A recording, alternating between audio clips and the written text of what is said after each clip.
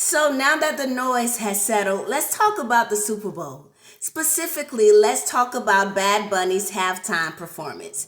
This performance sparked a lot of opinions, a lot of reactions, and clearly got a lot of people in their feelings. So let's talk about it. Because whether people liked the halftime show or not, the numbers don't lie. Bad Bunny's halftime show performance became the most watched Super Bowl halftime performance of all time. Over 135 million views, more than Michael Jackson. So clearly, not somebody, everybody was watching.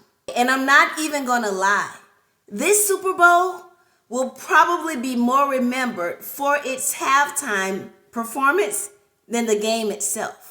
So after watching the performance again, here's what I'll say.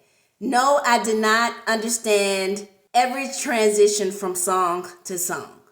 No, I did not understand the words. I don't speak Spanish. But was it music? Yes. Was it culture? Yes. Was it fun, love, different skin tones, different energies? Was it great energy? Absolutely. Bad Bunny's performance honestly reminded me of a Broadway musical I got a chance to see many years ago in New York called In the Heights. In the Heights was a musical that highlighted a Spanish-speaking community in New York. And it highlighted how people lived, how people worked, loved, struggled, sacrificed. And it was just a beautiful show.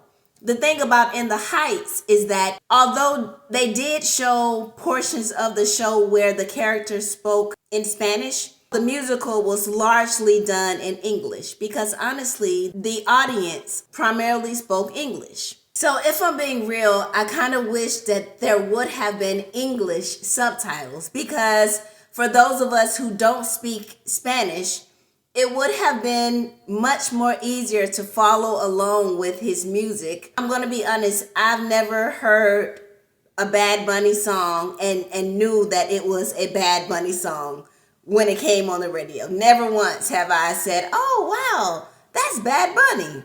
No, never. It was a beautiful performance. I simply would have liked to be able to understand what they were saying. And I think that's what a lot of people were trying to say. We did not understand the words. We don't speak Spanish. Had there been English subtitles, I think it would have been less controversial after the performance because people could have at least read along with what they were seeing. But this is America. We have Taco Tuesday every week. We have Latin-themed restaurants on every other corner. We interact with Spanish people. We see the Spanish culture daily. So I'm genuinely confused how people could watch the halftime performance and walk away saying this. And perform the whole show in Spanish is a middle finger to the rest of America. This is supposed to be a unifying event for the country, not for the Latinos. So let me try to understand how performing an entire show in Spanish is somehow a middle finger to America. Since when? And how?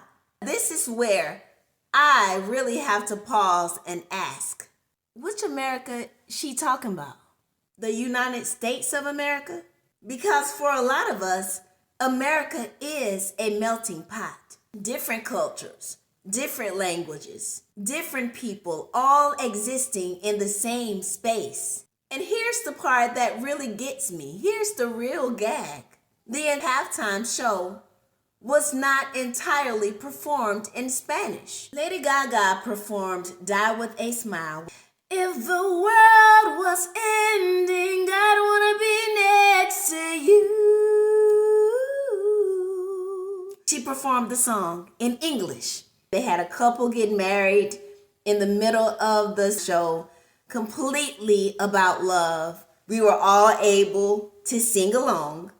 And Lady Gaga, she a white woman, y'all. She white. So there you have it. And Ricky Martin was also there. And let's not forget that years ago, Ricky Martin had all of America singing Livin' La Vida Loca. Okay? And even to this day, most of us still don't know what those lyrics mean. I know I don't. Most of you don't. And all of us were singing the lyrics to Living La Vida Loca with no problem. So, again, this halftime performance was not about exclusion. In fact, it was about representation. You did not have to like the performance. You did not have to love the performance. But pretending like this performance was not a cultural moment that represented America does not make sense to me. Pretending like this was a slap in the face to America, that don't make sense either. So whether people were cheering, complaining, confused, uncomfortable, we were all watching. And here's something else worth noting. The only thing Bad Bunny did say in English was God bless America.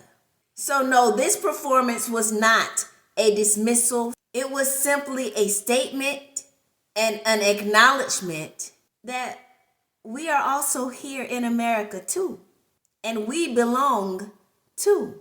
And I think if you watch the news on a daily basis, this message at this moment in this America was absolutely on time and absolutely necessary. At the end of the day, the goal of the Super Bowl halftime show is to get people watching.